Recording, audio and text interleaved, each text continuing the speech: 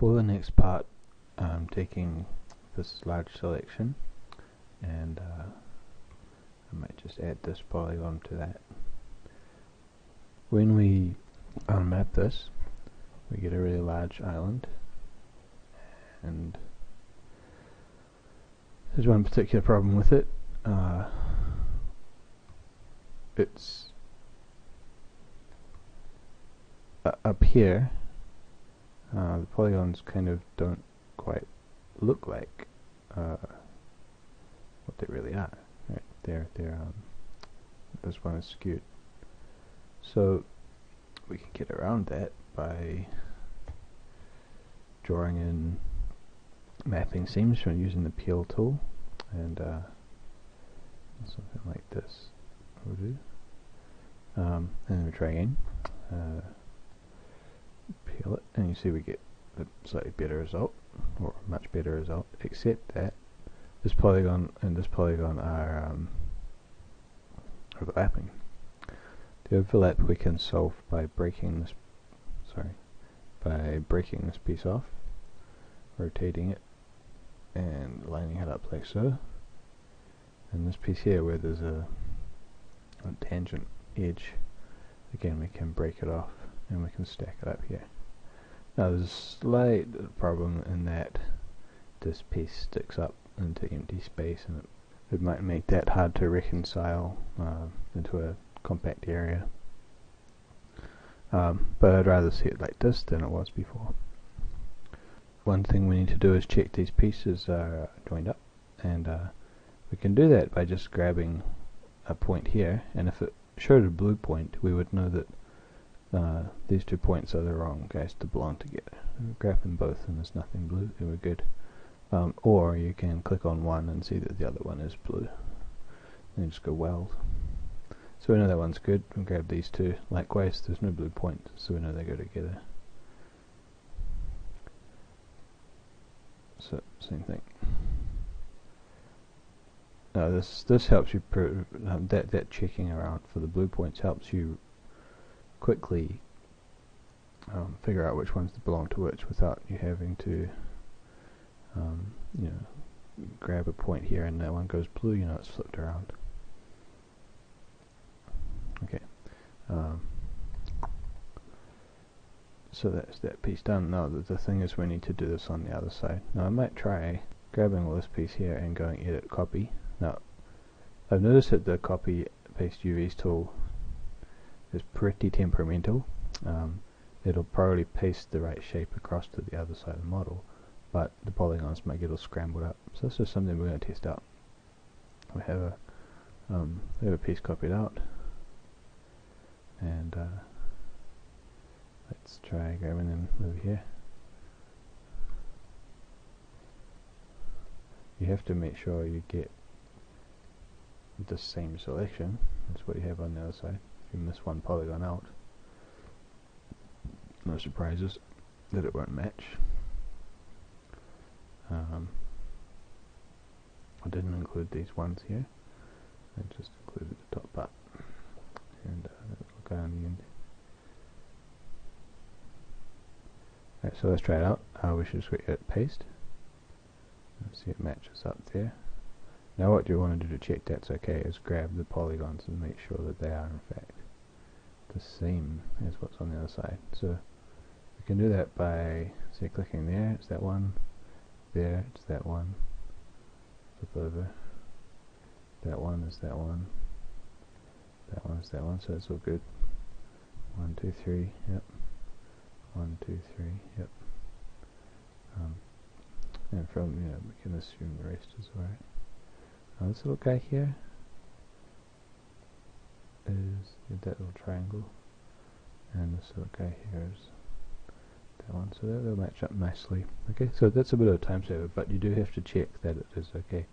It would be nice to show an example where it doesn't work, where it pastes in the right shape, but say this polygon might end up matching to that one, and that tends to happen more often than not, so you have to be really careful. Alright, so let's just continue on doing some more pieces, just to speed things up. Let's let's grab pieces that seem to belong together. We haven't done yet. Probably we could capture all that in one go. If it includes a piece you've already done, you've got to decide, well, maybe it's better to belong in that group. And I would say definitely that since we save a little sticking up part over here, it may well be better to drop all that into a single piece. So the projection onto here looks like we could do it with a reset peel, and it looks quite okay. Okay, so notice the sizes are going crazy relative to each other, so it doesn't hurt just to scale them down using uniform scales, and I think we'll stretch and just put them down more or less to the right size, and later on we'll use the relative scale to rescale them within this sort of tighter area. Okay, again, let's just click and see what parts have we done and what parts haven't we done. Now this bit here. Let's try using this as one piece, but use the split tool to the seams tool to split an edge down there. So we go into seams mode. Grab these seams. To remove a seam, by the way, just hold down Alt and click. Doesn't matter if we take those ones out or not, but it's just good to keep it clean. So that looks like it could map out good. Let's project it in there, and we get this, and that's pretty good. Again, you could size it down with a, since we'll use rescale elements later, it doesn't matter too much. Again, so we're constantly going back to the entire set so we can see what next. Here's another case where we can use the seam to keep things tidy. We mapped that piece just now, so we're good there. So we just need to add in a seam here and maybe here to give us this. Looks like I grabbed in an extra polygon here, so we'll undo our way back in time and figure out what polygon I grabbed that I shouldn't have. That one. It's quite normal to select through the model by accident. You have to just be observant. There's this button here which prevents you from clicking polygons on the other side of the model, and it's often handy to have that on. Quite a lot of time though, if you have that on and you're trying to select everything, you can often forget that it's not selecting the top faces or the other side faces. Alright, anyway, so let's see, we've got this piece and it's now not including that top part. We can map it out, show it in where it belongs. It's not very big. Something like that will do. Keep checking. So I might close the video on that point. While we're here, this looks like an easy part to map out. It's feel much a flat map down, so we'll just like to that.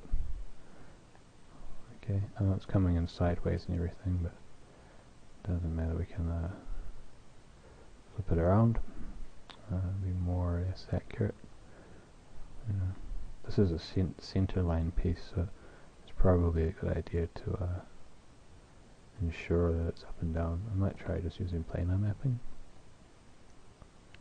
and make it go, what would that be, Z?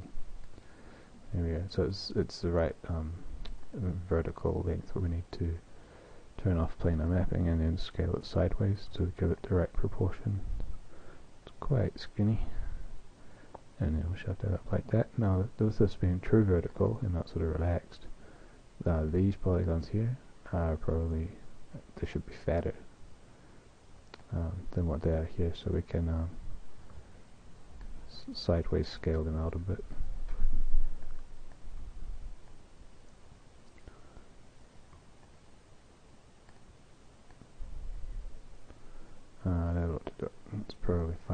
later on we can come back and tweak it, but happy with that. So in the next video we'll probably just march down into the next area